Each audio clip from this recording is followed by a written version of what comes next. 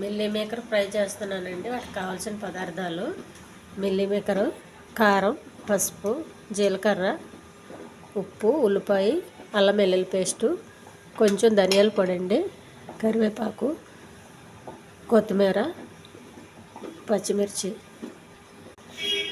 ముందుగా ఒక గిన్నెతో నీళ్ళు తీసుకోవాలండి. ఈ మిల్లీ మేకర్ శుభ్రంగా కడగాలి.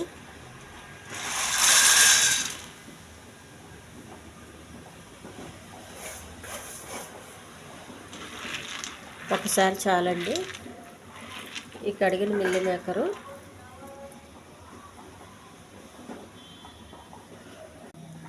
స్టవ్ వెలిగించుకొని గిన్నె పెట్టుకోవాలి.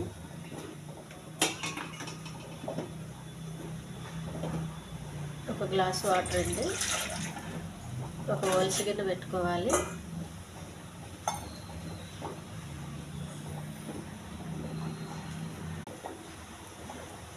ఈ కడిగిన మిల్లీ మేకరు ఒలిసి గిన్నెలు వేయాలండి.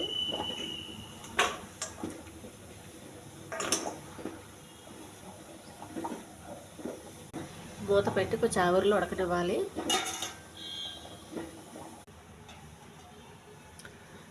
ఆవిరిలో ఉడికిన మిల్లీ మేకర్ అండి కొంచెం చల్లగా అవనివ్వాలి. ఇవన్నీ ఒక ప్లేట్లో వేయాలండి. మిల్లీ మేకర్ అండి కొంచెం వాటర్ అంతా పిండేయాలి. వాటర్ పిండేస్తే పొడి పొడి ఆడుతూ ఉంటుంది. స్టవ్ వెలిగించి పెనం పెట్టుకోవాలండి.